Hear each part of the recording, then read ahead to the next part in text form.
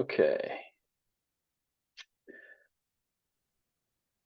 Okay, everybody. I'm going to go over a couple of things, but there we go. I'm going to go over a couple of things real quick. Um, I, I entered all of the midterm grades, and then the midterm exam, and then I also did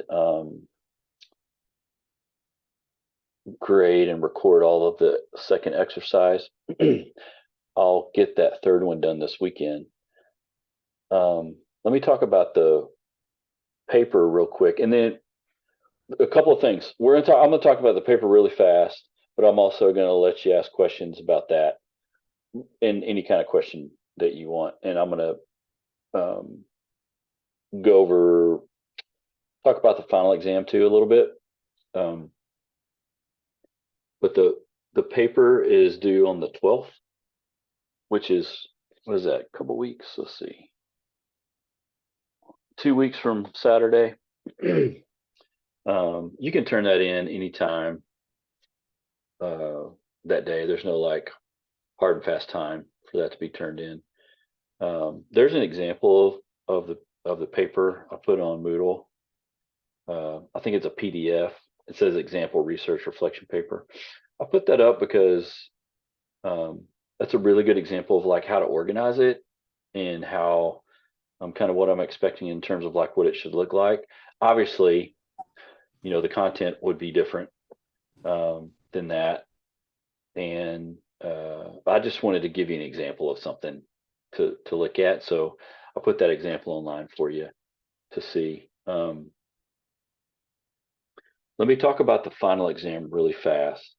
The study guide for the final exam has got a lot of maybe in the grand scheme of things, it's not very many questions, but there's 10 or so questions that you're not going to find the answers to in the current edition of the book, or they're going to be off, like the percentages are going to be off, or there's going to be some different numbers. If that's the case, and if you've already come across that, just skip those. I've taken those out of the final already. I have slowly but surely been weeding through those study guides, but I know that I missed some. As we're making a jump from additions, and every time we make a jump to additions, I miss some of those questions, and so I know I'm going to miss some. So if you run into some of that, just ignore it and know that it's not on the final. And the final will be like the midterm. It's only 25 questions, multiple choice, and everyone did really well on the midterm. The average grade was actually, I think, a 23 out of 25, which is pretty good. Um, and keeping in mind that I've changed the exams now, they're not, don't weigh as heavy on the overall course. Actually, the exercises actually weigh heavier than the point wise than the exams do, and so and the exercises have been really good too. And I've been reading through a lot of the forum discussions, and those have been good as well. We're actually going to use one of the forum questions tonight in class. We're going to do that tonight too. But I wanted to go over those two things right while it's on the top of my head. But I want to take a step back for a second, and I realize that we have not met nearly as much as I'd like to or usually do during the semester. And I really apologize about that. But we're going to meet tonight, and we're going to meet next week as well. And tonight we're going to spend time talking about adolescence as a whole. I'm going to hit a bunch of different things, but we're going to have some time to kind of talk and discuss things too. And it looks like we're going to have a smaller class, which is good because we'll have enough time to kind of really talk things out. When we have a lot of people, it's harder to have a ton of open discussion just because there's a lot of people. But we'll have a chance to do that tonight. So let me take a step back, and if you have any questions about anything, please just I'm gonna leave plenty of time to do this tonight, answer questions. So kind of think of this first part of the class kind of as like open office hours. So any questions that you have, please ask. But make sure you unmute yourself.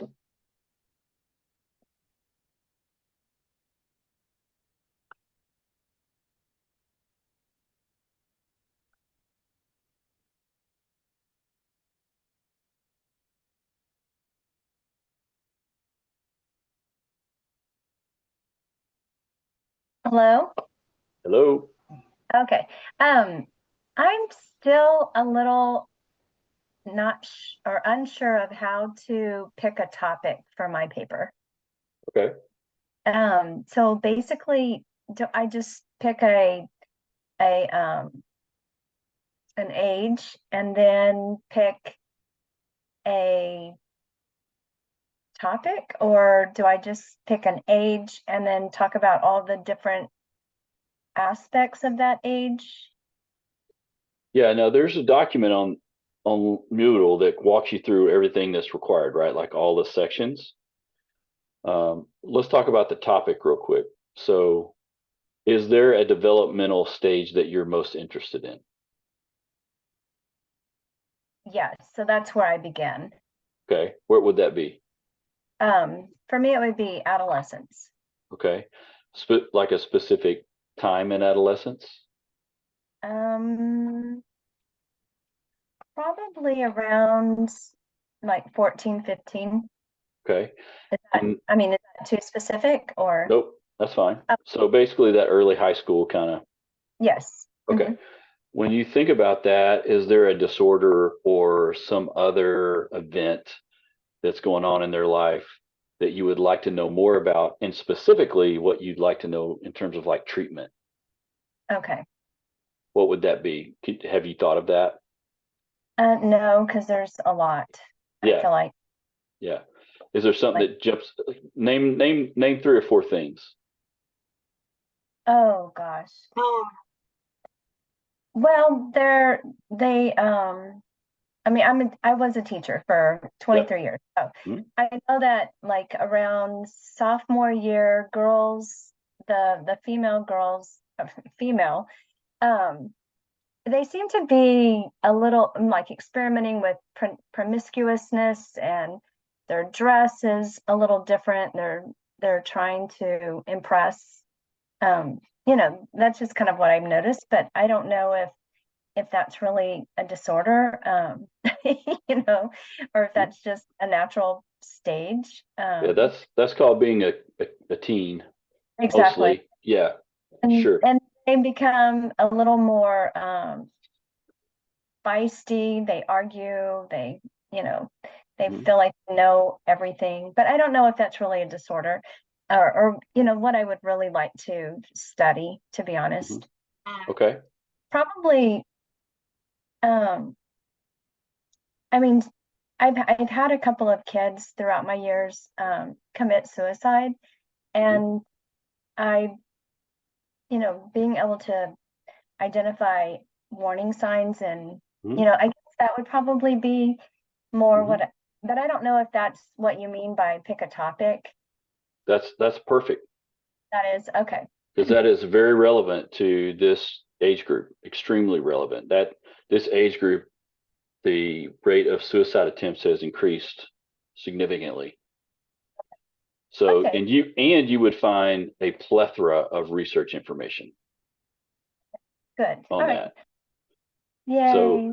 so that would give you a chance to, um, the first part of the paper is just a general overview of adolescence, that age group, right? Like just cognitive development, socio-emotional development, physical development. That's just kind of overview. Then you talk more specifically about the disorder, or like in this case, suicide and rates of it, just general information. Then you would talk about treatment, like how would you recognize it? How if someone came to you and they were suicidal or had suicidal ideation, what would that, how would you work with that kind of thing, right? And then the back part of the paper is just reflection. There's 4 questions there that you just answer as you go Yep. through. Okay. Does that Yeah, make sense? the topic, I guess, was the hard part. I saw Yeah. all of the list. That seems like okay. Thank Yeah. you. Yeah. No problem. Is anybody else having any trouble choosing topic or direction?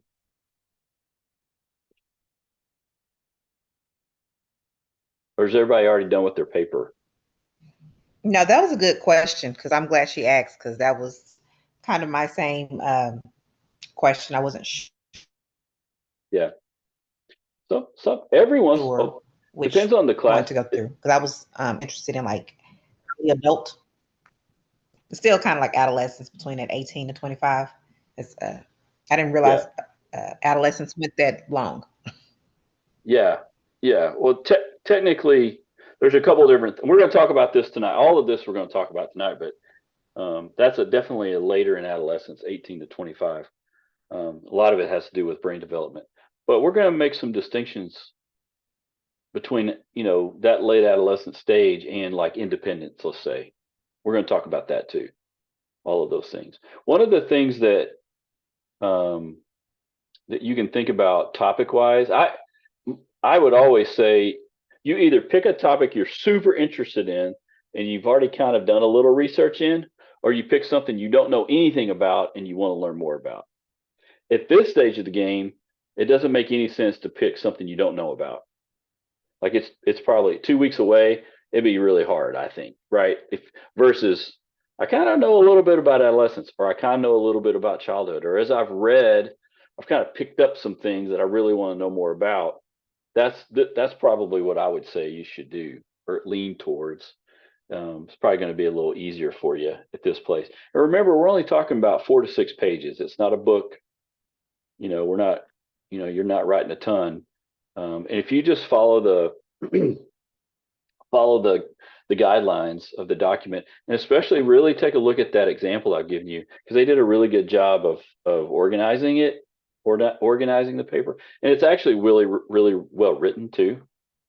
So just keep in mind you can look at that. Some people like to have examples like that, and some people don't. If you don't need that, that's fine. You don't need to use it. That's okay. But they did a really good job of actually formatting it correctly and everything. It's really good job. So, any other questions about the paper?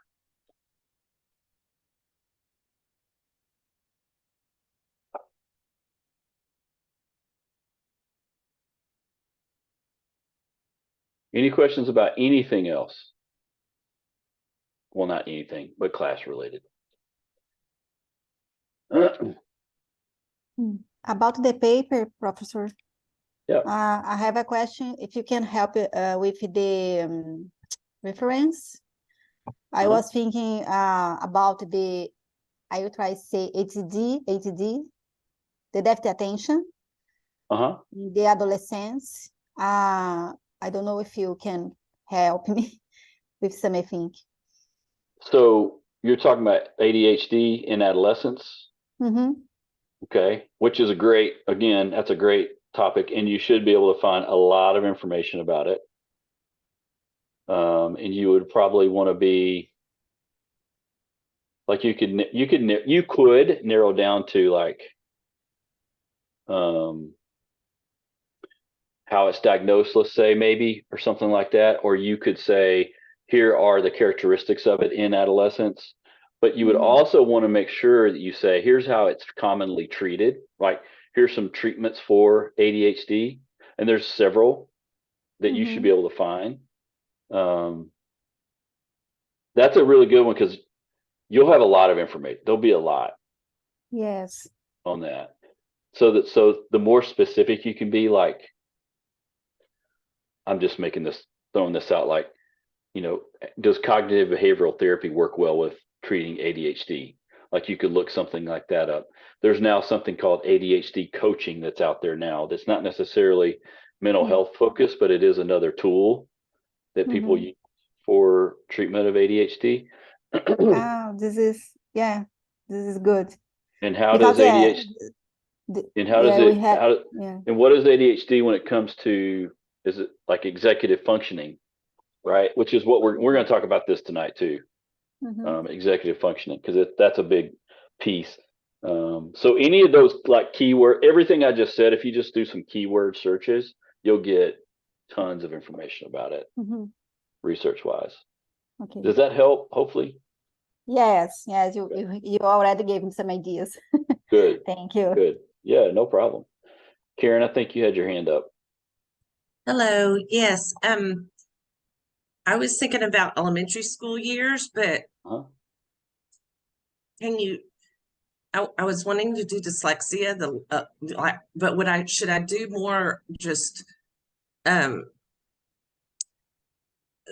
an overall? Is that too specific? I think that's fine. That's a great one too. You'll find a ton of information about that. Okay. And then I had one other question. Mhm. On the midterm, Mhm. is there any way to look over what we missed? Just because I like to, I want to know what I don't know. Yeah, when you finish it, it should have given you everyone that you missed. Okay. But But there's no way to look back at it? I don't think you can look back at it. I think once you close it, it's closed, Okay. if I'm not mistaken. There was one question on there about bullying, and I just felt like I don't know why it was wrong. I don't Okay. know if other people missed that same one. Yeah, I have no idea. I'd have to look. Uh, I didn't see one question that jumped out like everyone missed it, but that doesn't mean you were the only one that missed it. okay. Yeah. Do you remember what the question was by any It chance? was something a lot about like what are the which of these is I don't remember if it was is not or is true of bullying. Oh, okay. Something like that. And Yeah. it seemed like there was only one, you know what I mean? I don't know, it just seemed I didn't understand why I missed it. Put it Okay. that way. Okay. But I can look at it and see and shoot you a okay. message if I let me make a It note. was near the end, I believe, Yeah. one of the last questions. But I'm gonna make a note. I'll make a note here so I can remember. Okay. all right, thank you. You're welcome. Any other questions about anything? I do have a question. Yeah. As far as dyslexia and getting diagnosed, do you know what's the earliest age that you could be diagnosed?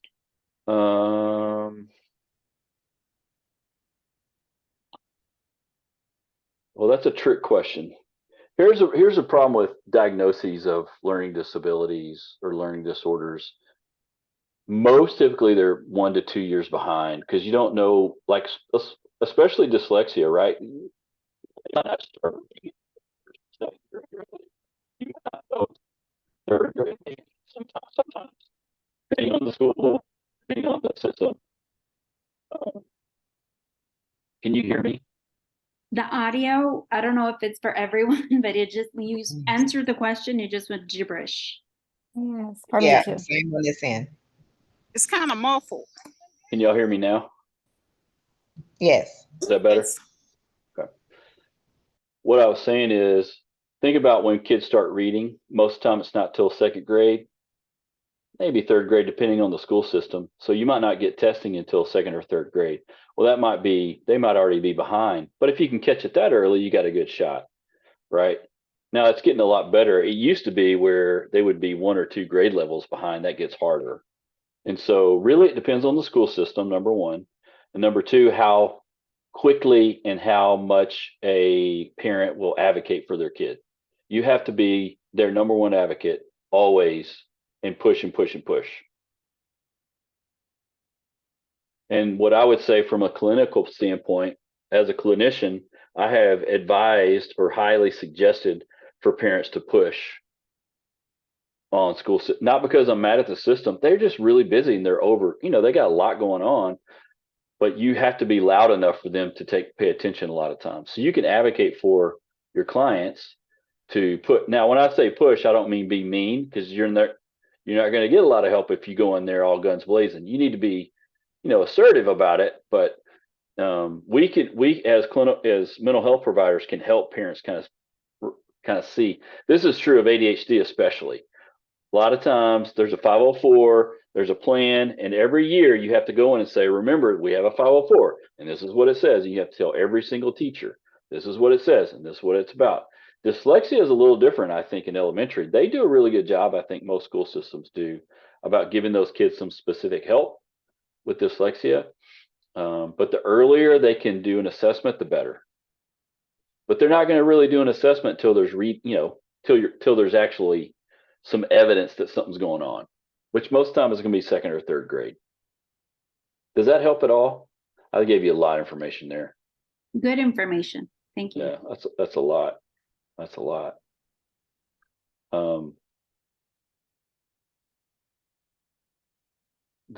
Any other questions about anything else? And I'm going to look up this question, guys, on the exam. I'm going to look it up for you. I don't have a question, but I can talk to that reading issue. Sure. I actually did have to do that with the school district. And so if you look up specifically, if you want to look up any district in North Texas, they will give you the reading level expectation by grade. So it will say, you know, kindergarten is 0 to 2, first grade is 2 to 8, second grade is 9 to whatever. And they'll give you that reading level, and they'll tell you at what point they expect the kids to just click and get that or not get that. And then I can also tell you that you're not incorrect in that the teachers are super busy. And if you don't stay on top of that, they go, well, that's the next teacher's. You know, I've done what I can do, but that's the next teacher's issue. But a good resource for dyslexia that I was surprised about when we were trying to figure out my son's reading issues, which actually didn't turn out to be dyslexia, but Henry Winkler is a good reference for dyslexia because he has dyslexia and he has developed his own font to help dyslexic children learn to read. So I don't know if that's helpful or not, and I didn't know if anybody else knew that or not. I was surprised by that, but so my children know Henry Winkler as the guy with the font, not as Fonzie, which is what I know him for. Yeah. Thank you for sharing, Anne. Here's the other thing about that. There's no absolute correct time where kids learn XYZ thing. Yeah, and that's what I was surprised by too. And so that's kind of what we faced as well. But so that's why I was saying, like, if you look at the different districts, they'll give you all different numbers. So they have all different ranges as to what they think the kids are supposed to be able to do versus what they're going to be able to teach them. But but I was surprised how much each district had specifically with regard to that subject. Right. And the reason why I'm saying the way I'm saying is because, and we're going to talk about this again tonight. Think about development. Development is not one size fits all. Everybody develops differently and at different speeds. Not everybody walks or crawls at the same time or reads at the same time. Not everyone figures out, you know, social, like how to navigate through social changes at the same time, right? Not everybody hits puberty at the same time. Not everybody figures out what they want to do in college at the same time. It's all different. So what Anne's talking about, they're looking at standards, and keep in mind what standards are. So I'm going to go back to my assessment class here real quick. Standardized testing has said, this is some benchmarks that we know of that we follow. So by X grade, we should have hit this standard. And it's usually a range, right? It's not really a number. It's usually a range. So sometimes they're basing some deficits off not hitting that range, whatever that is, right? What we need to know is, where did they get that range? Where's that coming from? That's why every district has a different range sometimes, because they're getting it from different places, right? That's not a bad thing. That's not a bad way to do things. It's not bad to have a range. We just need to know where the range comes from. The bottom line of all of this, from the clinical perspective, nobody knows their kids better than who? The parents. They know their kids. And we support the parents and support the kids. But we also support the school. We support everybody, right? So we can be a bridge to help them too. Anytime I talk with parents about school-related things, I do mostly this at the high school level, so it's a little different than elementary. But I never ever suggest we just go in there guns blazing. I don't think that's super helpful. That's not going to help you get anywhere. Now, you want to do that, but that's not going to help you. And so sometimes our job is to help them kind of, lower their anxiety a little bit. The other thing as mental health providers is we have to remember that's not our kid. We have to pull ourselves out of that and don't transfer that onto them like it's our kid. It's not our child, right? Does that make sense? That's very important too. We're going to talk about some of this stuff too. Okay. Let's talk about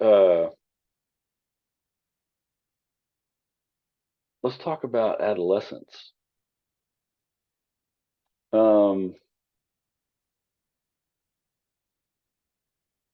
There's a couple of things that are really important about adolescence that I'm just going to like talk about just off the top. When we talk about childhood and that view of self, now we get into adolescence, that it's the view of identity or who they are, and they're not going to figure that out inside of middle school or high school. That's going to be a something they're going to figure out later in their 20s. This is not the same thing as figuring out what you want to do or what career you want to have. I'm talking about your identity. So let me talk about that kind of break that down in some practical ways. And this is what this is how I would talk about it with clients. I actually just had this conversation a couple weeks ago. Same one. When we talk about identity, okay, we're not talking about just one thing. There's multiple aspects of identity. One aspect is, okay, all their life they've been taught XYZ thing, right? Whether that's a moral, spiritual behavior or beliefs. Maybe that is like right and wrong, just like general rules. Maybe they've been taught things about like, hey, we as a family, we do this and we don't do that. Whatever those things are, that's what they've been picking up all their life, right? And then on top of that, think about the environment they live in. We can think of the culture that they're in. We can think of the people that they're around, right? As they get older, they're going to be around the people, peers, friends, a little bit more and more, and they're going to be around their parents, what? A little bit less and less. Okay? And so even if they're at home, they're going to be around their parents a little bit less and less because they're going to be on their own a little bit more, which is a pretty natural process. So in essence, what they're trying to do at the beginning of that 12, 13, 14 years old is begin to decide, okay, I got all these things I've been taught or beliefs or systems. Do I believe that? Is this something I want to believe? Is this something that I think is correct?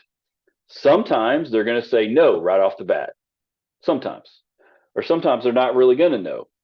And these are things that are going to be kind of going on in their head for a while.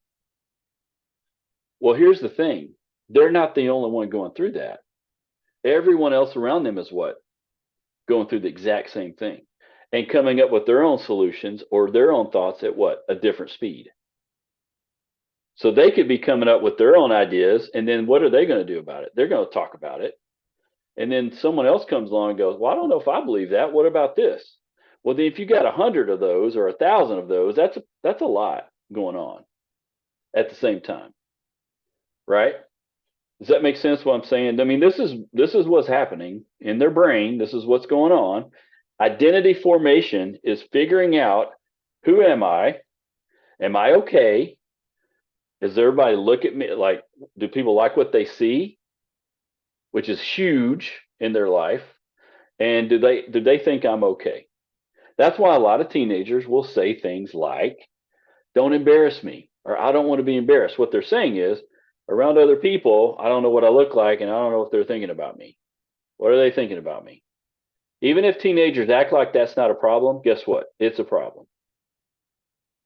I know some adults that's still a problem. Like we still have that carryover sometimes because it's a natural thing to wonder if everyone's okay with us. Does that make sense? So that's starting to really come on in adolescence. The other thing that's happening brain-wise is, and this is in the book, some of the stuff's in the book, the two hemispheres of their brain that really weren't connected start to connect a little bit more. Right? And then the thing about that is that means that their brain is just on fire. Kind of like when they were young, as in infants in early toddlerhood, when they were sponges picking up everything. almost exact same things are happening with their brain at this stage. That's why they appear to be moody and they appear to be confrontational or silent, or one day they seem one way and the next day they're exactly the opposite. And it happens just like that because that's what's going on in their brain. And now eventually that's going to smooth, it's going to mellow out, it's going to be okay. But that's the things that are happening. And that is the reason why a lot of times if you choose to go down the path of working with adolescents, you're really also going to choose the path of working with their parents. Because the parents are going to be the ones that typically 90% of the time bring them to therapy. Most of the time the adolescent's not necessarily going to bring themselves. Now I say that I haven't seen any studies on this. I probably should look this up. There seems to be a little bit more acceptance of mental health inside the adolescent world. There's actually a little bit of a badge of honor system going on right now if you have a mental health issue in older adolescents. Like I have anxiety, or I have whatever that is, XYZ, or I have a therapist. You go to therapy. That's starting to be a thing. I haven't seen any studies on this specifically. Some of this is just what I've picked up from my kids, but also other parents and adolescents that I've worked with in the past 5 years. This is starting, which I don't think is bad. That's not a bad thing. But in the past, it's really been parents bringing their kids. Why? Because they don't know who this person is. Right? They went from my 10-year-old who told me everything, what seemed to be pretty compliant for the most part, seemed to be okay. And all of a sudden they argue with me. They act like they know everything. And guess what? That's what happens in adolescence. Now, at the same time, it doesn't mean that every day is that way. Not every day is going to be that way. Some days will be fine. Some days will be okay.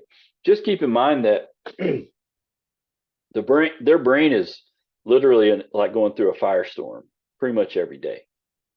And so when we work with them, it's important for us to kind of know where they're at, and we can do some simple things to try to figure out what's going on with them. For example, when I work with teenagers a lot, one of the things I used to do to help me understand like self-esteem things or like self-concept, maybe even a little bit of confidence. One of the things I would ask is, hey, if I had, and this I would do this after 2 or 3, 4 sessions too, after I build really good rapport with them. I might spend the first session, maybe the second, not doing much therapy at all, just kind of talking. At one point, I would say, hey, I would have already asked them, like, tell me who your friends are, the people you trust the most, whoever that is. And I would say, if I got them in a room and I had you in another room, but you could see and hear what I was doing. And I had them in the room and I said, hey, John's given me permission to talk to you guys. And I wanted to ask you a couple of questions about him because I've been working with him. And I think you could help me understand him a little bit. John, you tell me what those 3 friends would say about you.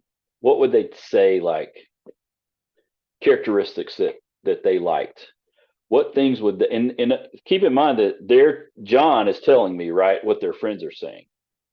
In essence, he's telling me or she's telling me what they think, right? Then you could say, hey, what do you think about that? It's really easy for us as human beings to tell, most of the time, to tell people, here's what other people think about me, I think. Most of the time with friends are going to say good things, maybe funny things too, they're going to tell you kind of goofy stuff, which is fine. But then you can give them a chance to reflect on it and say, what do you think? That's when you can start to really dig into, okay, here's what some of the things they're thinking. Like maybe here's some thinking patterns that are going on that we can address. Just FYI, you can do the exact same thing with adults. I've done it with adults too. I've done it with tons of people. I've done it with couples. I've done it with families. I've done the same thing with lots of people. It's just a way to ask a different question other than tell me what you're thinking and how you're feeling, because they don't want to necessarily always talk about that. Okay. So there's a lot going on in their brain. and there's a lot going on in their world because everyone's kind of going through the same thing, probably at different speeds. And obviously, there's a big difference between a 14-year-old boy or girl and an 18-year-old boy or girl. Big difference, right? But they're all usually in the same place school wise most of the time. But there's big differences there. And as they go from 14 to 15 to 16 to 17 to 18, there's big changes that are happening, not just physically, but mentally and emotionally. There's some big changes that are happening. Okay. Does that all make sense? Any question about that?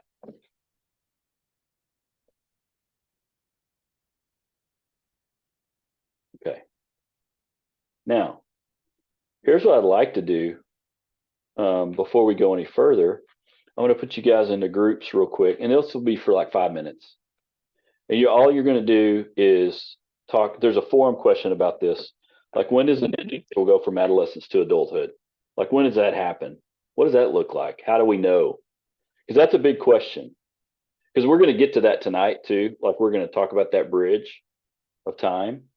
All I want you to talk about is when you think someone goes from, this adolescent world to the adult world. And it's totally what you think. Okay. And so I'm going to do this for about 5 minutes, and we're going to come back and talk about it. And then we're going to transition to specifically that, like, kind of high school age we're going to talk about.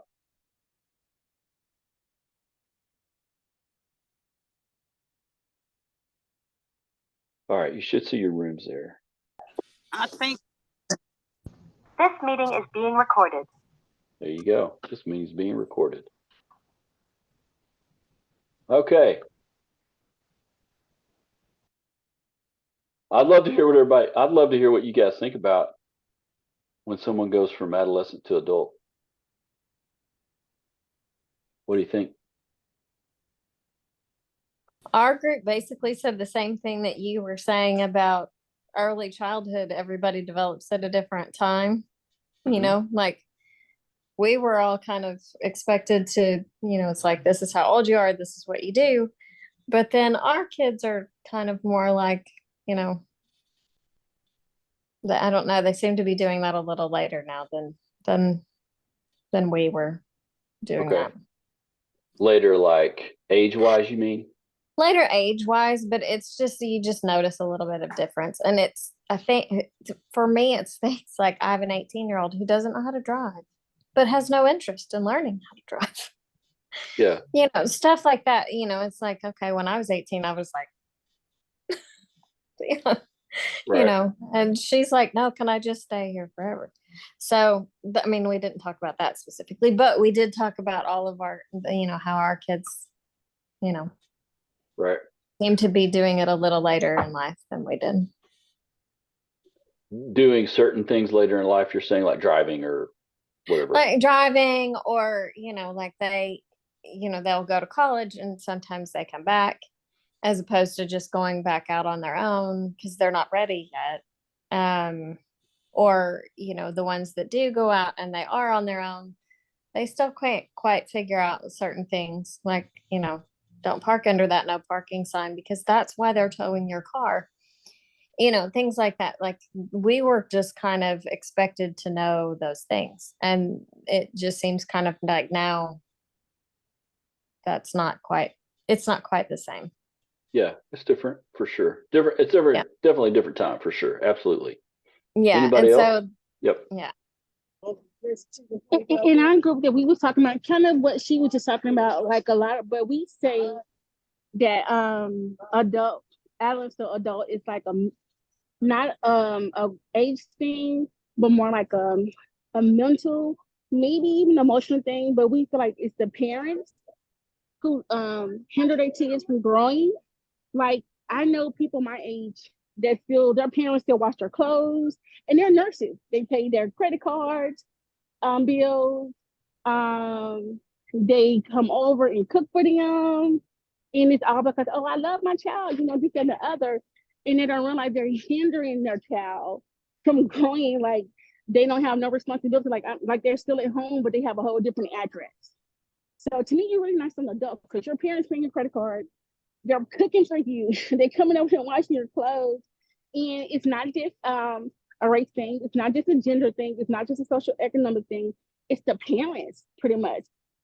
It's the parents who's not letting their kids be grown because for some reason the parents may not have a life, and they holding on to their kids, and their kids are okay with it until they, oh, I don't know how much. And so it's the parents. Yeah, good point. So like where I was seeing in my group when I was growing up, me and my brother and sister had jobs at 12, during the summertime. And my mom would give us the bill, and how my grandmother used to frown upon that and tell her, why are you doing that? But out of all of my grandmother's kids, my mom kids were the most responsible as we became to be adults. And the other kids kind of had a hard time. Some of them still having a hard time dealing without their parents not being here because their parents paid their bills or, did not make them pay a bill. So we knew, do I want these tennis shoes or do I want to make sure my water's turned on? Do I want to pay for my college books or do I want to buy this concert? So we knew how to do these things. And so I think a lot of parents now don't give their kids these hard choices or these responsibilities because they don't want to look like a bad parent. Yeah, I'd like for someone to come cook my meals for me. That'd be awesome. Right. Yeah. Karen, what were you going to say? I feel like a lot of that is like that now because, well, when a teenager finding a job that makes more than minimum wage is difficult, and the minimum wage hasn't changed in over 10 years. And so living on $7.35 or whatever it is now, I mean, you have to have two jobs. You can't have a job. I've known people that work 3 jobs because, and how do you have a life when you're going just trying to make enough money to make rent? It's $1,400 a month most places, and you have, like with one of mine children, you had to make 3 times the rent to even qualify for an apartment. So we had to co-sign because I didn't make 3 times the rent. The only reason we made it was because my husband makes 3 times the rent. And I mean, those economic things they have to affect the independence and the being able to go out and do that. It's scary to know that, well, if I move out, how am I going to eat?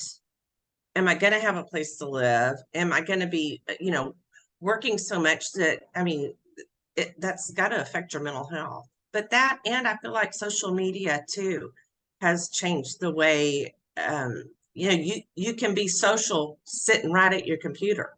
And I know it's different, but I think a lot of young people believe that is their social time. They don't have to leave the house. I think that's why a lot of them don't want to drive, because another one of mine did, 18, I was teaching, how to drive and no interest. The only reason was because you've got to get to school and I can't drive you because I work to college, to community college. But I feel like we can't just discount that, financial part of it as, I feel like sometimes I help too much. I agree on that. But, where do you draw the line? Right. Good. Someone raised their hand, but my screen is jumbled and I don't know who it was. It was me. Okay. I was in Ann's group also. I have a 16-year-old, so I'm definitely going through the adolescent stage. And I said that I think when a kid goes from adolescence to adulthood is when a parent can truly take the consulting, advising role fully. Mm-hmm. So I know it does have a lot to do with us as parents holding the kids accountable for their choices, because we all have tons of choices that we make all day. Mm-hmm. That's the power that we have, is to make choices. So I think that's the main part when they get to the point where not necessarily it's finances, but everybody have a different view of how they want to, what type of lifestyle they want to live. Do you want to make it off of $7,000 a month, or you want to make it off of $700,000? I mean, it's up to you, but it's about choices. and holding yourself accountable. But hopefully, my prayer, Lord, that my child would come to me, would want me in their life, not need me in their life, if that makes sense. Like I want you to want to be around me, but not have to be around me because I'm paying your bills and doing stuff for you. I want you to do it just because, that's my goal. Hopefully I get there one day. But hey, I got 16-year-old, but that's my view of when you transfer from adulthood, from adolescence to adulthood. Yep. So a couple of things that we're hearing, y'all are kind of saying similar things. There's a financial piece, obviously. There's a cultural piece. There's also a parenting piece to it, like how they were parented in childhood, let's say, as they get into adolescence and into adulthood. And there's other things too, like this world we live in now is much different than 20 years ago and 40 years ago and 50 years ago. So it's going to keep being different. And so there's multiple variables at play when we talk about going from adolescence to adulthood. I want to talk about a couple of things specifically. I want to talk about two things. One's going to be a little bit about social media and its influence as it's extremely influential now versus maybe even 5 or 10 years ago. That's the first thing. And then we're going to transition and talk a little bit more about like family parenting kind of roles as we roll through adolescence. So I'm going to talk about those two things. There are, I forgot to say this at the beginning. There's a bunch of slides. Like I put some slides on from last week that you can look at. And that video that I put out last week was from last semester's first adolescent class. So this will be kind of like from the second adolescent class, a little bit of overlap. But there's some more slides out there that I put on there this week that you can kind of look through. I'm just gonna talk super generally about social media for a second. I want to talk about a couple of things that are important, and I think these are important for us as clinicians to know. This will be important for us to know. Okay. I want to preface this, and I'm glad I'm recording this. Don't hear Chris say that we should never have social media, and we should never watch screens, and don't hear me say never about any of those things. I'm not saying that. I won't ever say that for two reasons. One, it's not going away. It is what it is. It makes too much money, and it's too ingrained in our world. The second thing is we have to learn how to balance, and we've lost our ability to balance more than anything. And that's probably what I'm going to talk about. There's a couple of unique things that happened at the very, very beginning of social media companies, especially Facebook and Google to a certain extent, that really carried on into other media type groups, which now we have Snap and TikTok, which are kind of in Instagram's kind of in this vein too. But one of the things that they did is early on, Twitter definitely was this way. One of the things that they did is that they were very smart in that they involved some behavioral psychologists in the development of their platforms. And I want to talk real specifically about our brain. Our brain is not designed in any way to keep us happy. It's only designed at the very base of it to make us, keep us alive. That's what it's there for. It doesn't mean we can't be happy. We can. We can be happy, and we can do things that make us happy, and we can choose to be happy and all those things. Okay. But at the base of it, it's really about survival. And unfortunately, it's also Velcro for negative thought and Teflon for positive. And it's really that way to keep us safe, which was awesome, back when our species was being hunted or we were in trouble and we were trying to survive, right? That was awesome. We needed that. We're not in that place anymore necessarily. It's a little bit different world, but our brain is pretty much the same, doing the same things. So it's the reason why I bring that up is because what a lot of the social media platforms did, news platforms have done the same thing too, is really really pile on the negative things because that's what we want to see. Even subconsciously, we want to see it. And so that's what they've done. The other thing that they did, and Facebook was genius at this. They, as soon as they put the like button there and the thumbs up and those characters, that really brought everyone in. That was something that, if you think about it, at a certain time of your life, developmentally, especially in adolescence, you want people to what? Like you. They were genius at that. And Instagram, same thing. It's just pictures. TikTok, same thing.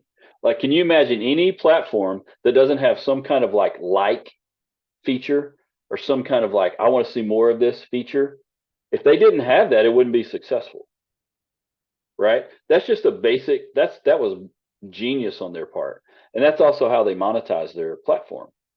So in other words, they've created algorithms that bring people in and keep them in and then feed them the things that they want to see over and over and over and over. That's basically what it is. Does that make sense? Now, if you'll notice, what we have now in Facebook is not really teenagers, it's mostly adults, mostly older adults on Facebook. Instagram's kind of an adolescence. Snapchat and TikTok are kind of a mix. TikTok especially is a little bit of a mix of those things.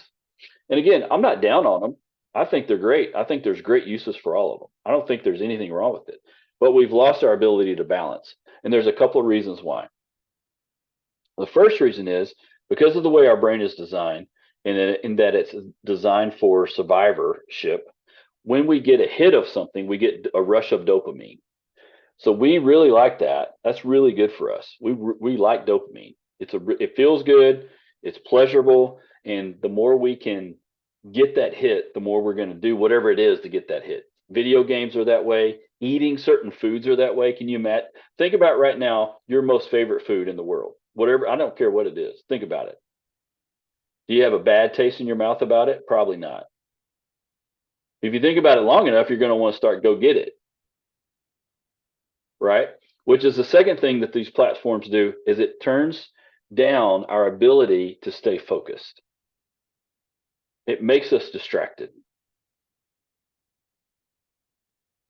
We don't think we are, because we'll focus on TikTok videos for a long time, or we'll look at Instagram for a long time, or we'll scroll right for a long time. Right? Well, all it's doing is shortening our ability to focus and keeping us distracted. At this point, what it really does is it creates this place, this other place that we can go to be distracted from everything else. That's what it's done. And they're great at it. They make billions of dollars doing it. Okay? Now, if I was just talking about adult people, we would, you can talk to adults about things like this and they go, okay, yeah, I can see. Maybe I need to turn that off. It's really hard for a 15-year-old to do that.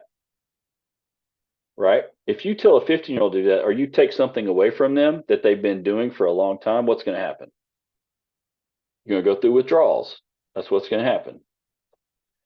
There's a psychiatrist that I've read a few times in the past 10 years that began prescribing basically social media or screen fasting for X amount of time for all of her patients, all of her new patients, teens and adults, which is very interesting. This is how I first started reading about this. We have lost a lot of our ability to stay focused because of these distracted things that we can have. And again, I'm not saying that it's bad all the time. Sometimes it's okay to be distracted from stuff. It's okay. But we have to have a balance. And in the adolescent years, it's really difficult to know where the balance is. Okay? So, as mental health providers, it's very important for us, I think, to be aware of what these actual apps do, why they're effective, what they do, and why they do it. It's important for us to know that. It's the same thing to me as 20 years ago. If I was talking about this, I could be talking about the effects of, which we still talk about, the effects of alcohol and drugs on the brain. We could be talking about that in the same way, right? We would still want to know, hey, this has an effect on your brain for sure, and here's how it affects it. Well, what we know is that a lot of these things affect our brain in very similar ways, but we just don't. It doesn't have nearly the negative consequences or effects as, like, say, a methamphetamine does, right? It's just a little. The consequences are a little bit different. Now, obviously, there's extremes. We could talk about extremes, and there's plenty of examples of that. But I think it's really important for us to kind of know how these things work and why they work the way they do. You guys can. There's starting to be more and more articles written about everything that I'm talking about now. You can research this. There's a really good book that I started reading. I don't have it here. I'll send out a link to it. It's really good. It's about it's a New York Times author that basically started interviewing people. He started interviewing executives in Silicon Valley because the executives in Silicon Valley were not letting their kids have iPads or be on social media. And these are the executives that were developing all of these apps in social media. And he was wondering why, and he found out why, because they know it's addictive. There's been several studies now about Instagram in specific, and other platforms like it that are addictive in nature, and also basically create different worlds in the minds of teenagers. Instagram specifically was cited as one of those. News apps do very much the same thing. Can cause very much the same thing, and so we just have to be mindful of those things. That's the first thing. The second thing is, when we talk about balance, it's very similar to me. It's very similar to how we talk about balance with pretty much anything.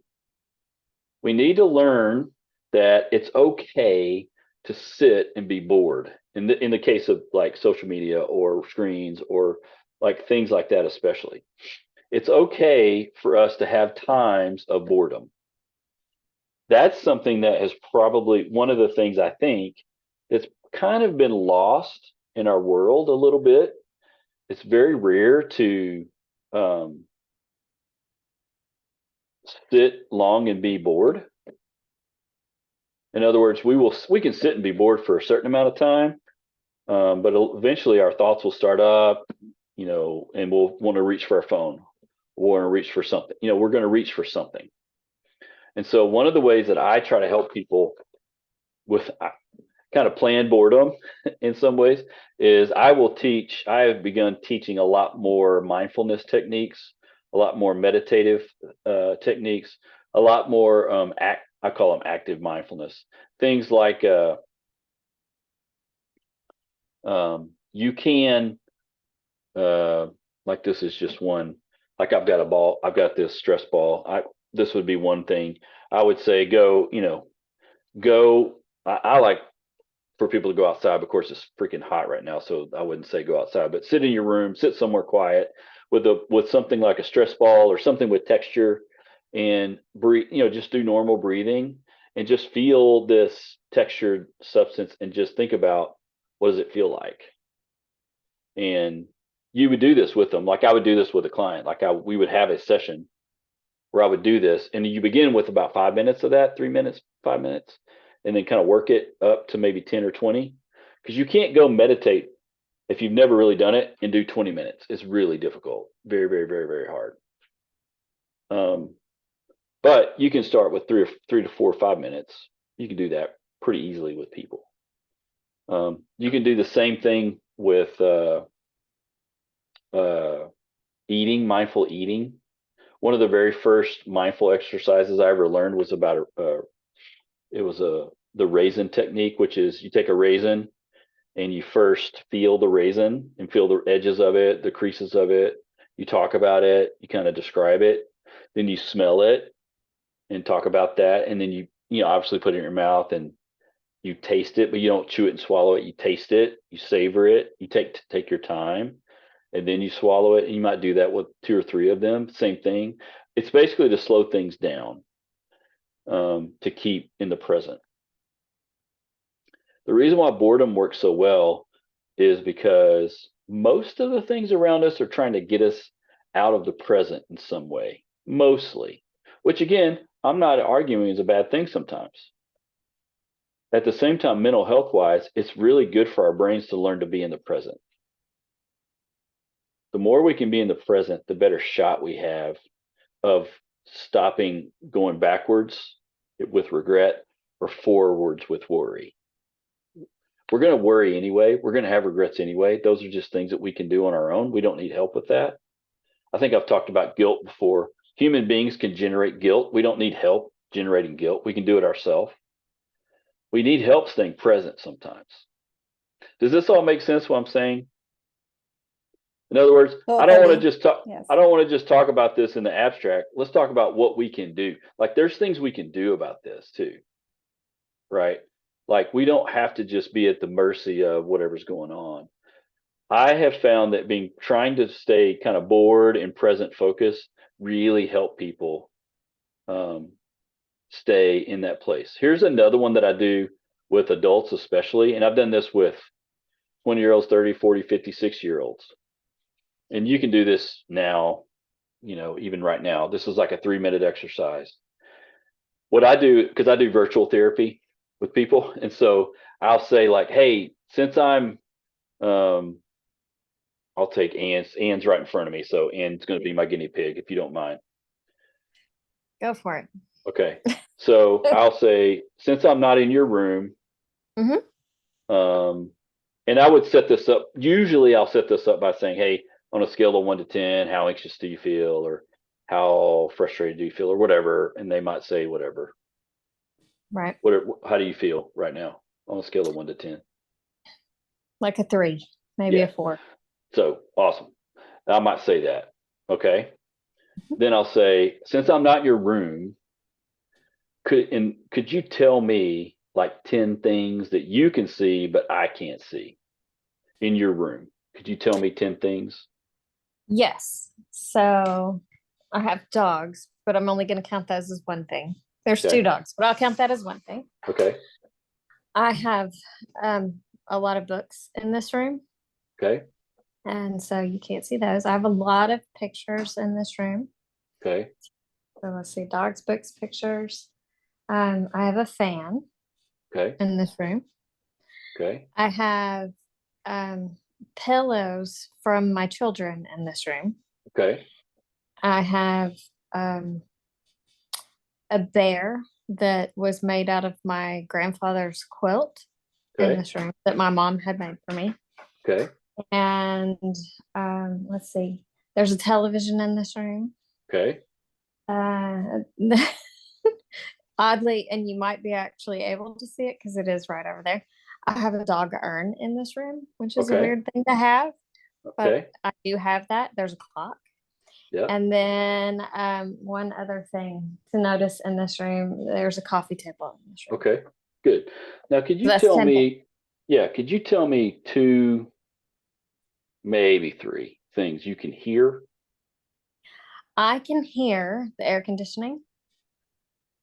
So I can hear the air conditioning.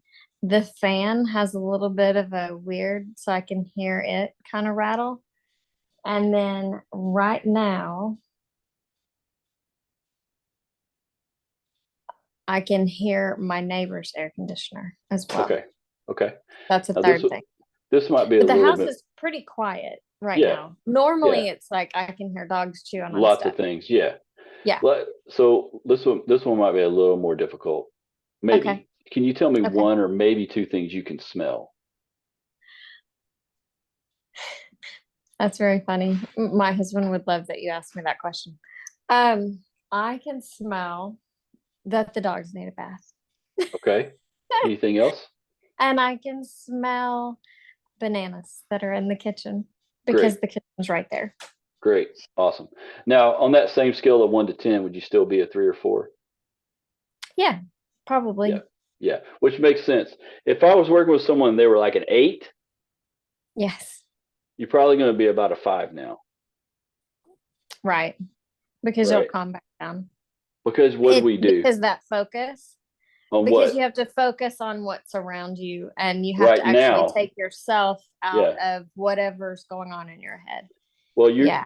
I want you immersed in what's going on, but I want you immersed right now in the present. Right.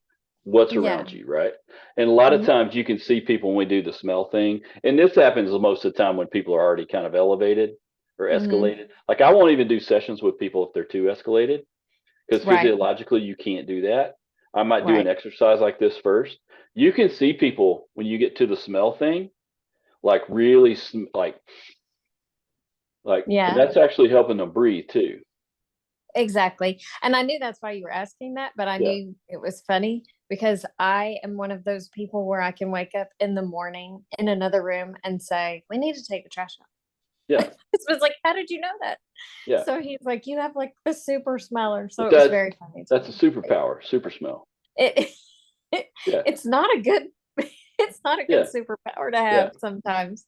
So that's an example of things I would do with clients, and I've done that with teenagers too, where I can you see where that would can, be yeah, very helpful. you put people in the present. Hmm. The things around us, a lot of the things around us try to put us in anywhere except for the present. Like Right. and I'll give you another really powerful example of this.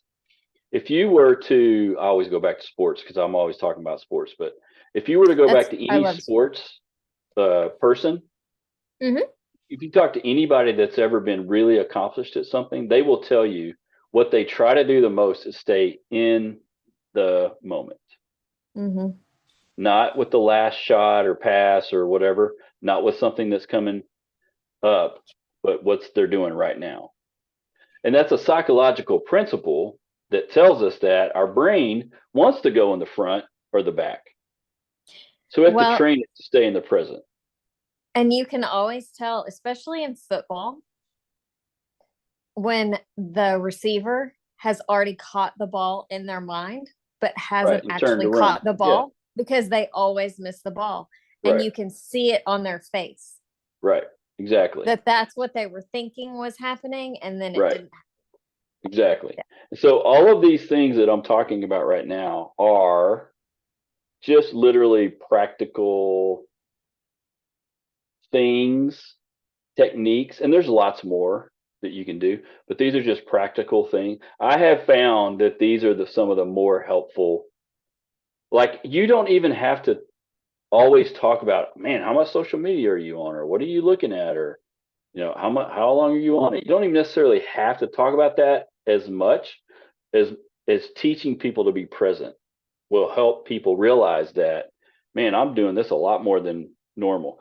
So anyway, all that to say, um, the social media presence is not going away.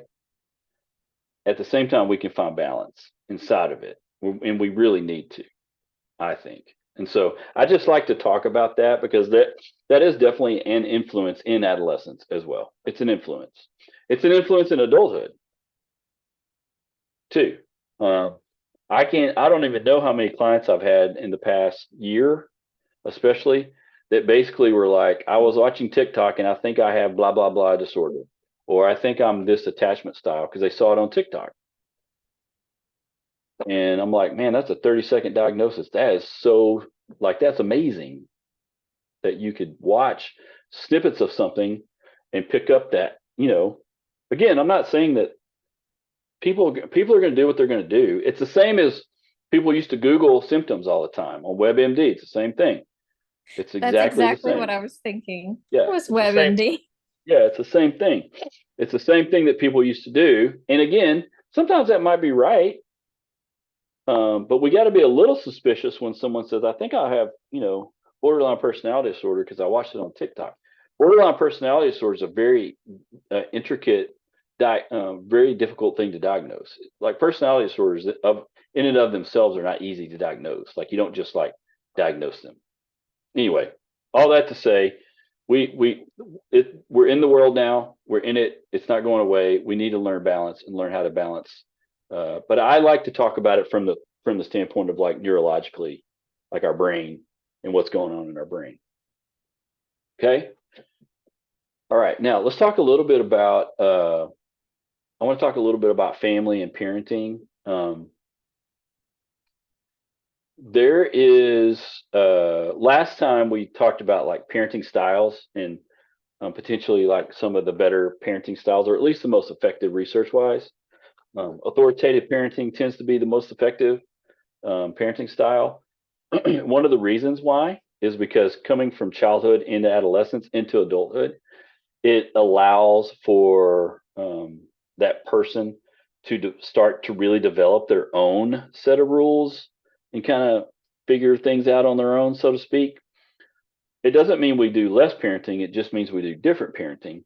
And we go from kind of like really directive to semi-directive to kind of Toshiba said this, kind of consulting, like we're there and we want to be there and we want them to we want them to want us to be there. Sometimes they don't want us, and that's okay. But having that ability to walk that line is can be very difficult. As a clinician, this is probably I would say I think in the next 10 or 15 years, if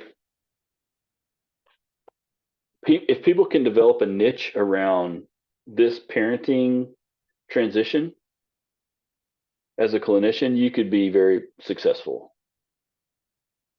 And what I mean is helping parents, giving parents practical things to do inside their family dynamic to help them make these changes, or not changes, but help them kind of navigate the changes that are happening.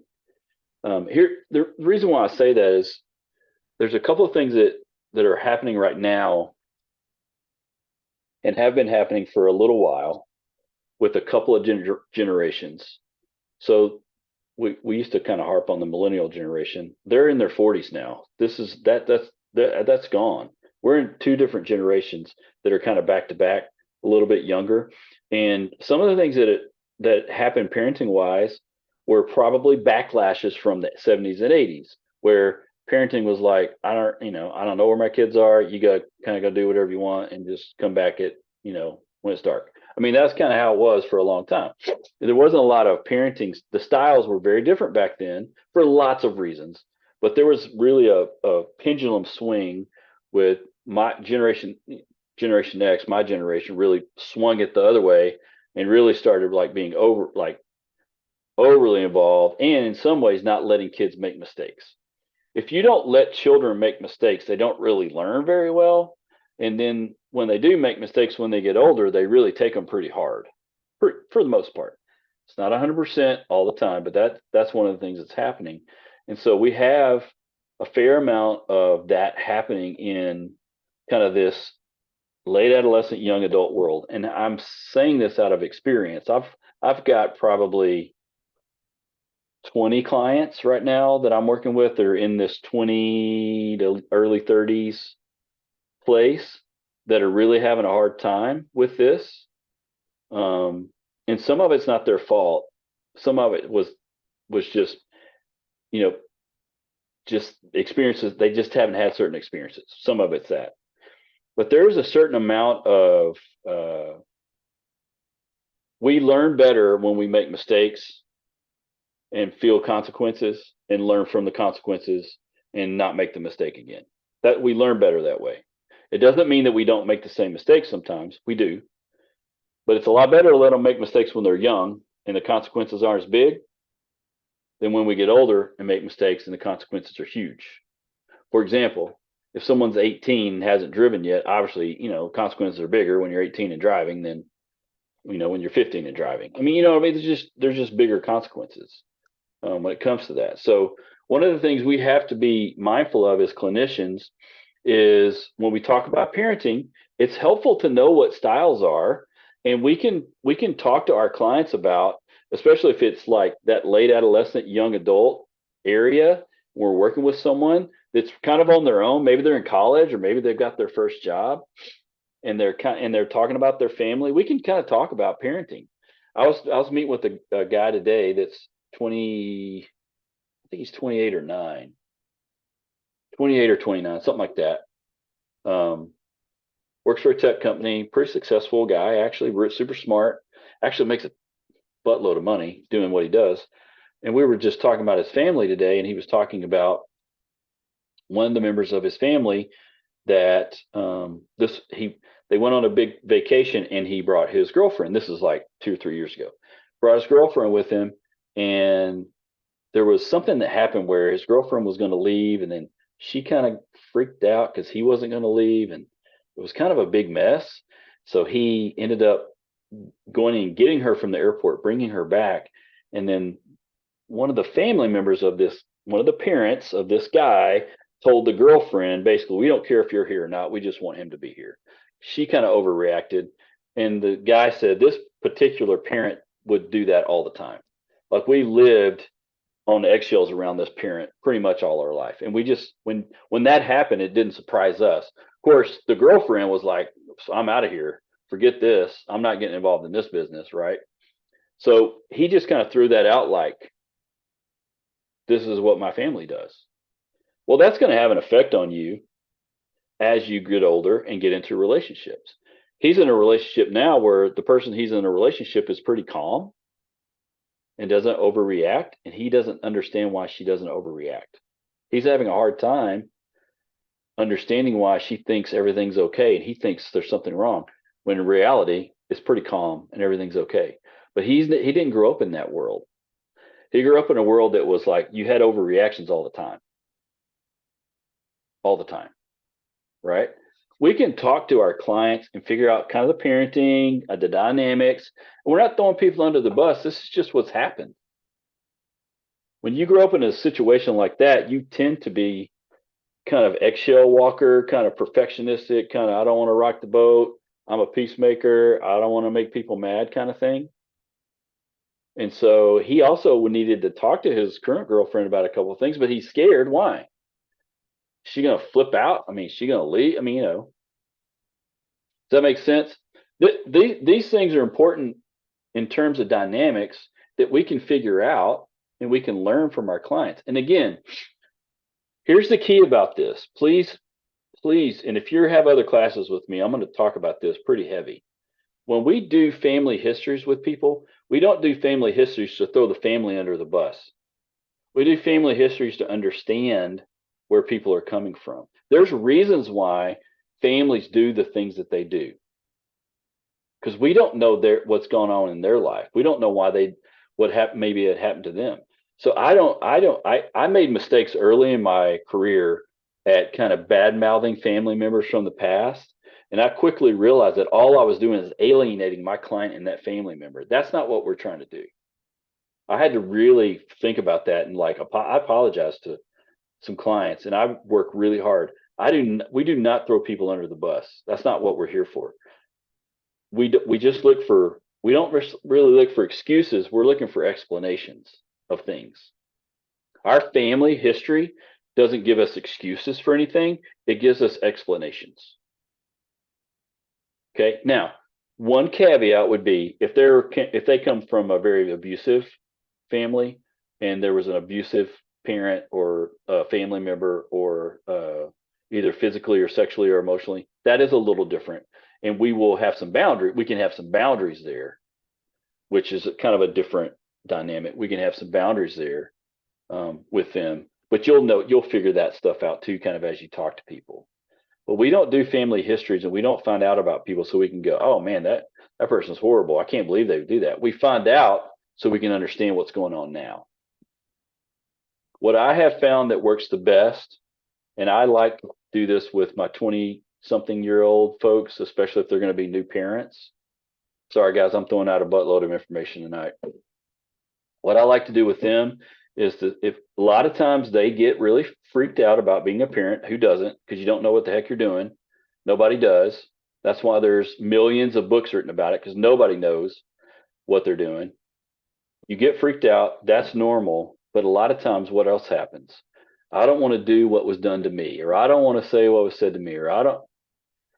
And we hyper focus on what we don't want instead of focusing on what we do want. How do we want to parent? Who do we want to be? that is really kind of eye-opening to a lot of people and hard to do, but probably a little more helpful than I just don't want to repeat what was done to me. And actually, what research tells us is if we focus on what we don't want to do, what do we end up doing? That almost exact same thing. Versus how would I like to be? And then focus on that. We can't be robots and we're not going to be perfect. But what do we want to what do we want to head towards? Does that make sense? Okay. These conversations will happen especially as we get from that adolescent world into the young adult world, and especially as we get from that end of adolescence on into basically like early adulthood, right? Because there's lots of things happening early adulthood, right? One of the things we know, one trend, it's not a trend anymore, it's happening. People are getting married later, but people are cohabitating more. And people are not only getting married later and cohabitating more, they're also having kids later on average. So what you have is you have people that might be either with a partner or getting married maybe a little bit later and then decide to have a family a little bit later. Which there's upsides and downsides to that, but that's a lot of what the research is kind of telling us right now. Maybe that'll change. It might flip-flop back, maybe potentially. I don't know. But right now, that's what's going on. And that's been the trend for 10 or 15 years at least. The other big trend, and we're going to talk about this next week in the adult world. The other thing that's happening is kind of fascinating. There's more dads staying home now than ever before in the history of our world. Now, it's not a big percentage compared to moms, still a smaller percentage, but it's a lot more than there ever has been, which is kind of interesting too. We'll talk about all that stuff kind of next time. We're going to try to head from this adolescent world into the adult world. It's kind of where we're going to head. And so next week will be a big, huge swipe at adulthood from basically the late 20s, early 30s, all the way. I'm going to try to get into the 80s and kind of talk about different things, but I doubt I get there. We'll see what happens. In my world right now, that age group, that whole 30s to 60s is kind of who I'm working with now. Personally, I did a lot of work with adolescents early on the last 10 years, and I kind of got out of that like in the last couple of years because I have 2 at home now, and I don't want to work with. I got enough to deal with mine. I don't want to work with other people's. So I do a lot of work with that 30s to 60 age range right now, which is not really new. I've done that my whole career, but that's really been my focus. So we'll talk a lot about that. And again, I'll talk about more practical, things. We're also going to talk about marriage stuff. We're going to talk more about family stuff, like dynamic wise. And we're also going to talk a little bit about the changes in roles in marriages now. There's been some changes in roles, and some of that's with dad staying home a little bit more, but we're going to talk about all that stuff too next time. I've talked about a lot of things tonight. I kind of went through a bunch of different things. I wanted it to be as practical as possible. Do you guys have any questions about anything we're talking about tonight, about anything? And I'm going to turn my camera off and turn my light on, so I can still hear you though. Any questions? A question. Yeah. Can you hear me? Yep. Have you ever tried the mindfulness type things with dementia, elderly dementia patients? Because my mother is in a memory care unit, and I think one reason I have a hard time when I go to see her is because it's all in the moment. Yeah. I mean, there's nothing that you're talking about that's not in the moment, but maybe something like that going, well, Mom, tell me some things you see. Just might get her brain, not that it's going to heal it, but just to eating is a thing, but you can only bring so much food, and it's just Yeah. I think the hard part about that is that the area of the brain that dementia affects is so pervasive and invasive that, yeah, I mean, I don't know that any of those things are bad. It's not going to hurt them. It's not going to hurt her to do that. I mean, um, you there's probably I would not doubt if there's some research out there about that. I wouldn't doubt it if there is. I've seen my wife's grandmother was in a facility like that up until she died for like the last 2 years, and she went downhill really fast. But they would also do like things like hit a balloon around kind of stuff, like little game, little we game do things, that. Yeah. Um, but I think one of the things that uh, you seem to kind of really live for is those lucid moments, because they'll have those lucid moments where, and those are random sometimes. But I don't know that doing present focus types of stuff it's not going to hurt her. It's not going to make things worse. But the area of the brain that's affected probably has a lot to do with that too. Right. Yeah, it's very in the moment. And Yeah. she has boyfriends. Yeah. Yeah. And I mean, like, wow. I mean, they've called me. It's like getting calls about your teenager. Yeah. And so that's a whole weird role reversal kind of thing. Well, there's sometimes changes in personality that happen out of the blue. Yeah. Yeah. Yeah. But Yeah. thank you. That's Yeah. good to know. That's a great question. That's a great question. Yeah. Any other questions?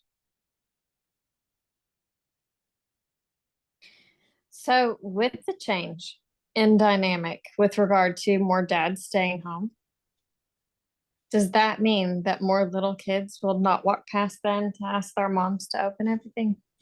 Oh, I don't know about that. That's a great question. I think what's happened, one of the things that's happened, well, first of all, COVID happened. Well, yes, that's true. So that drove a lot of people home anyway. But there's also a certain amount of women that are going for their career and husbands staying home, which is a flip flop. Like traditionally speaking, it's a little bit of a flip flop. So, but I don't know. I don't know that means that there's a large difference in what in how kids are nurtured. I don't know that that's necessarily happened per se. Developmentally, just keep in mind, I said this early on. Keep in mind, developmentally, like cognitive, social, emotional, physical development, right? Which is what our whole class is on. That hasn't changed a lot in a long time, right? Now our situations have changed, cultures have changed, environments have changed, viewpoints maybe have changed about certain things, but that development hasn't necessarily changed that much, really. So I thought it was interesting that you said something about during adolescence, the two sides of your brain are connecting more. Mm-hmm. And I wonder if there are studies on children who have been through some sort of brain injury, what difference that makes. Like if that connection has difficulty making, if their brain has difficulty making those connections, how they respond differently. Yeah, it probably just depends on the type of injury. Any brain injury is always going to have an impact. Well, like for example, if an infant has a stroke, they have different, and so their synapses fire differently. So then I wonder if anybody's ever studied that. It's just these are the things that my brain thinks about. I'm sure someone studied it. Anything you can think of, someone's probably studied it. Especially when it comes to traumatic brain injuries, those have been studied for a long time. Yeah, for sure. Now, I didn't talk a lot about trauma. We also know that trauma itself depending on the severity, can actually change brain structure too. Like I didn't talk about that very much, but trauma can actually change the structure of someone's brain, which is pretty powerful. At the same time, there are some very powerful treatments for trauma now that are really, really effective too. So anyway, I just want us to keep in mind that developmentally wise, we haven't changed that much. Like how we develop hasn't changed that much, but our environment has changed, obviously, and our situations have changed, and there's lots of changes around us. But developmentally, we haven't changed that much. So, Professor, Mhm. keeping this in mind that you just say about, for you, when you consider the people make the transition from adolescence to adulthood. When do I think? Yes. How the signs? Yeah, I think that there's lots of interpretation. One thing would be financial stability would be pieces of that. Probably how there's a correlation between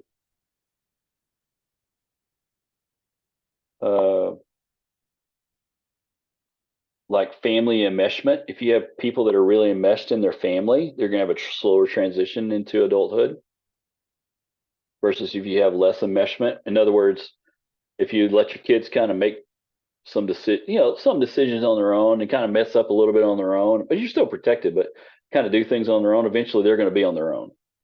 That has a correlation, for sure.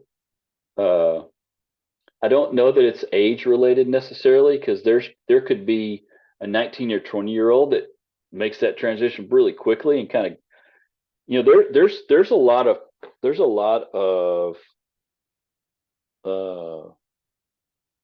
kids in their late teens, early 20s that aren't going to college, but getting trade school work or learning a trade or a skill and doing that and getting on their own and finding their own place and doing their own thing. That's happening too.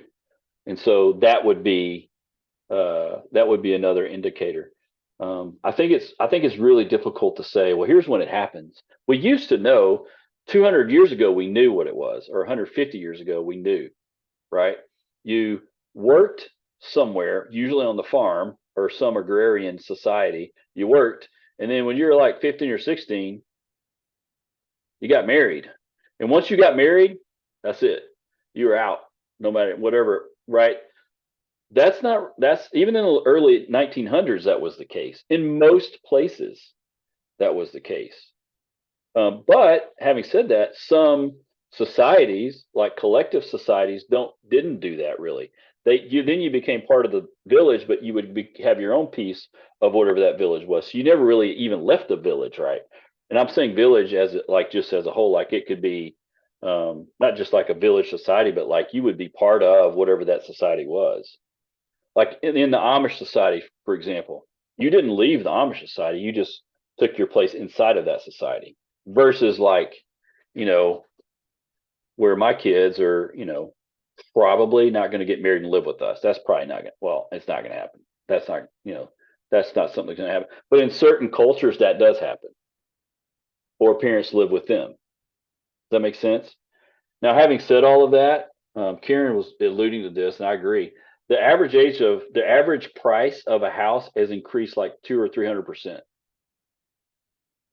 I just read an article last week about a new trend where parents are buying houses for their kids.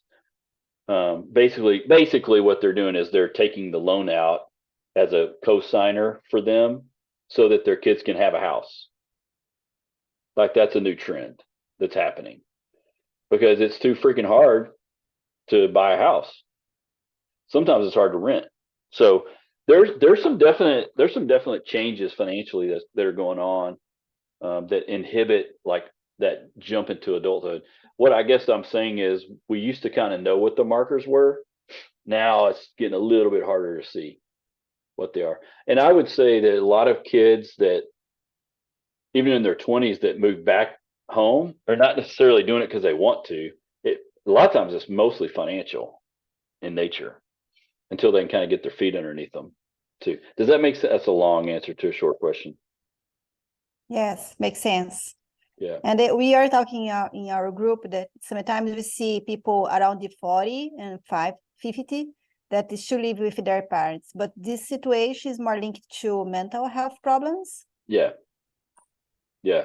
Oh yeah, for sure. If someone has, let's say someone's on the spectrum, let's say maybe, or I've worked with other clients, and a guy I worked with in my master's program was, I think, in early 50s, but he had bipolar 1 disorder, and he lived with his mom, and he needed to, and he could function. He had a job and he could do stuff, but he also needed help, and he would get into mania really quickly, so he lived with his mom. So yeah, there's definitely some times where that's warranted for sure.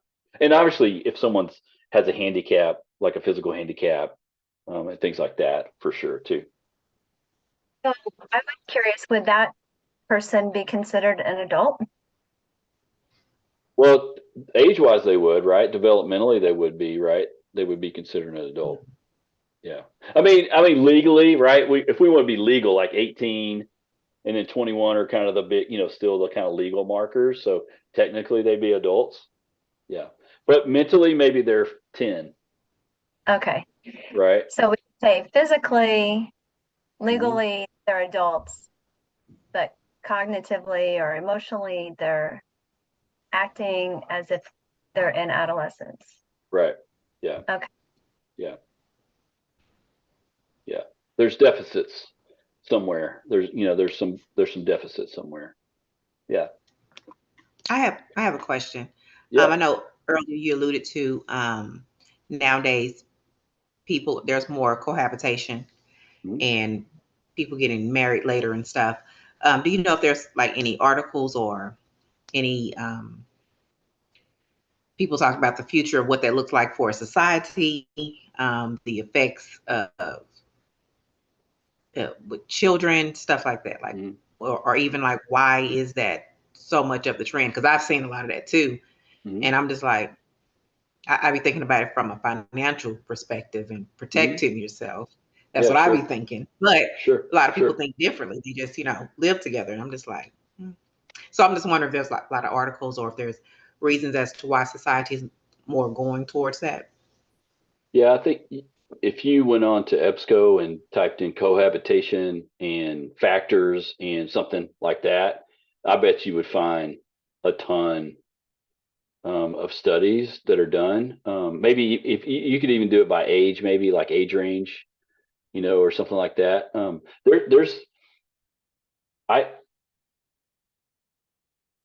I don't know if, and this might not be what you're asking, I'm not sure, but I don't know that there's got like detrimental effects, generationally speaking, about someone that's cohabitating versus being married per se, if there's still a pretty good attachment with the kids, and the kids are safe and secure and provided for and loved. That's really more important than almost anything. For example, I have worked with plenty of couples that cohabitate and had kids, like had families, probably are more common law. They like reach a certain point where they might be common law married, but they never did it officially. That had really good families, and their kids seem to be good and seem to be happy and well adjusted. And I've worked with others that are married and they are jacked up, and their families are jacked up, and their kids are jacked up. So that, like, marriage and cohabitation doesn't necessarily mean health per se. But at the same time, I feel it's I don't know this for sure. I'd have to read more about it. More than likely, this is like a pendulum swing thing. Probably it's a trend of some kind and might swing back. I don't know. I am sure that if you read enough about it, you'll find people that have plenty of. Basically, you have a theory, right? This is how research is done. We have a theory about something, or there's something's already been kind of talked about that we want to talk about more, and then we test it, right, through research, and then we report our results, or the the results of that testing, and then we discuss whatever that means. And a lot of times we're just making conjecture based on whatever those results are. So I'm sure that you'll find, I have no doubt in my mind, you can find tons of articles about cohabitation, marriage. You can look up things like satisfaction levels. Man, there's all kinds of stuff. Look it up by age. You can look it up by some people that have been married multiple times maybe decide they don't want to get married, but they'll live with someone. That happens too. I mean, there's lots of different scenarios that could happen with. Does that answer your question? Hopefully. Yeah, it does. Okay, awesome. Anybody else? Can I ask a question? It's kind of not really what we're talking about, but back to what you're talking about when you said just maybe about 10 minutes ago that sometimes, well, a lot of times people are, I think they're not developed as an adult, but they're age-wise, they're legal. Do you think like a lot of people often like I know you have sometimes people who tends to play with younger children and they don't mean them no harm, and just say I may know or you may know that person, and like that's where their level is. Do you think sometimes like a lot of people like deem them as being like I hate to say the word like a pedophile or have the wrong intentions? Do you think like how can I say it? Like it should be more addressed. Like what can I say? That they don't really get a fair chance. Because it's not that they mean a child at harm, but that's where like they can hold a conversation with me. They may be my age, but they can't hold a conversation with me. But they can hold a conversation with somebody who, and they feel comfortable with somebody the age of 10 or 11. Sure. Yeah, I think it's a good question. It's multifaceted.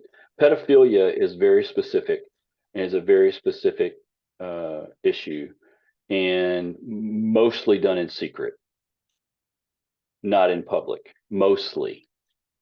But yeah, like if somebody else may not know that person. And again, I can't speak to people's perceptions, right? And people's perspective. Someone that, if someone has a mental deficit, doesn't make them in other words, if someone has a mental deficit, doesn't make them a pedophile, or doesn't make them XYZ, whatever, fill in the blank, right? That's not what that means. Does that make sense? Yeah, that's what I'm saying. I'm just saying, like, no, do you feel that that people deem them like they don't be treated fairly because they may want to be around younger people? That's what I'm saying. Like, that's what I'm saying. I'm not calling them pedophiles. I'm saying. Yeah, no. I understand what you're saying. I think that could happen. I think that I gave up trying to guess what people think about other people a long time ago, because we don't know. We can't tell. And sometimes it's so outrageous. It's like, if you think something's so outrageous, then you really don't understand, right? So most people have reactions to things like that because they don't understand it or don't know about it. And instead of trying to learn about it, they just have a fear-based reaction. Now, at the same time, obviously, parents are going to protect their kids. I'm not saying that shouldn't happen, but in this context, I think what you're saying is plausible. Someone could have a deficit and be perfectly. It's super normal and super easy to be around. I mean, that absolutely can happen. I mean, when I was a youth pastor, I a lot of times found it a lot easier to be around a group of teenagers than a group of adults. Not all the time, but a lot of times, just because it was easier and they were a lot more straightforward and you kind of knew what they were thinking. Adults, sometimes you don't know, but I think that's a that can be said about a lot of different things, a lot of different issues. So yeah. Any other questions? Thank you. Yeah.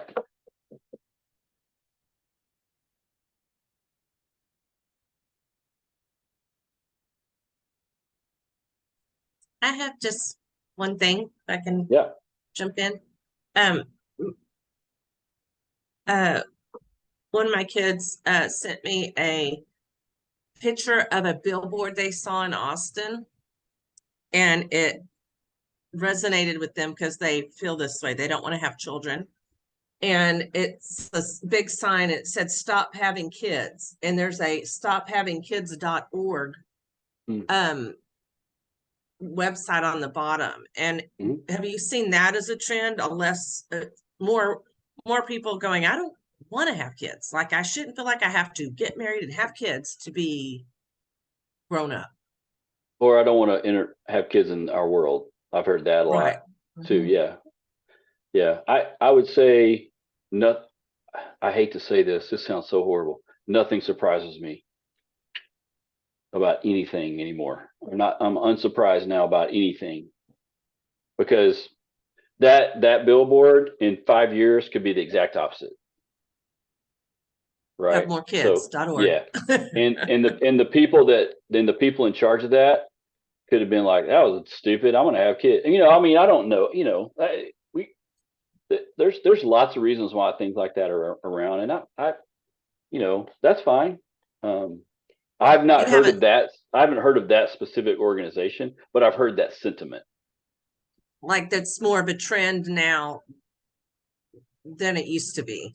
Yeah, I just had a client 4 hours ago that's been married. They've been married like 7 years. I think they're late 20s, early 30s, and they don't think they're going to have kids. I mean, that's just an honest conversation people are having. Like, I don't know if I want to.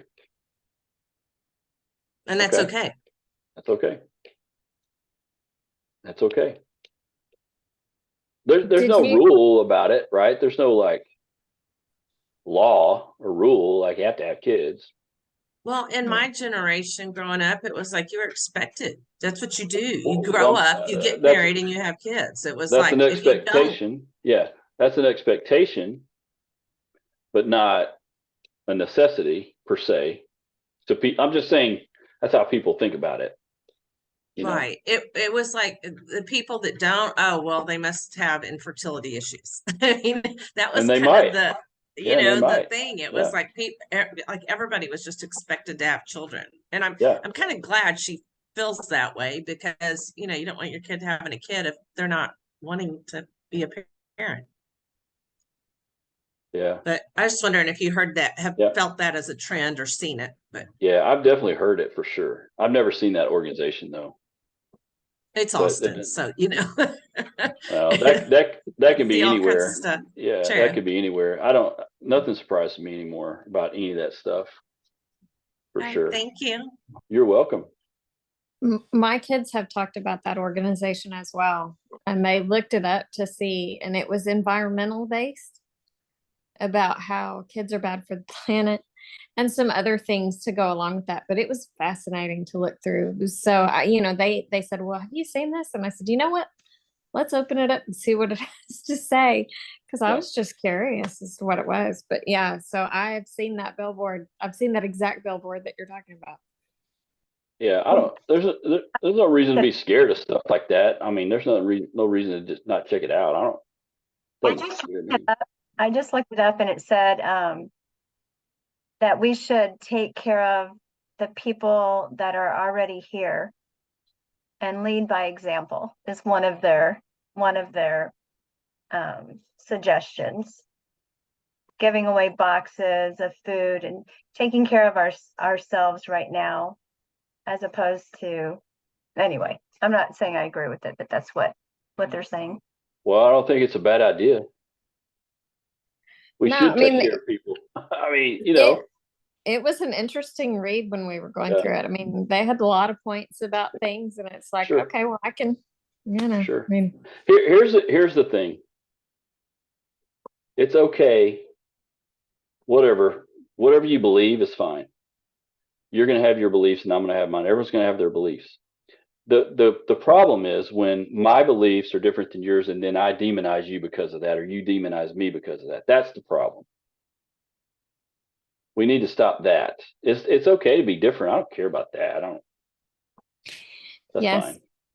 I have tried to explain to my kids, I think, because you said it earlier, that you are a Generation X person and I'm a Generation X person. And I think we were very much always taught, like, it doesn't matter if you agree with each other or not, and you can disagree on everything. That doesn't mean you can't be friends, you know? So but that's a very hard thing to try to teach.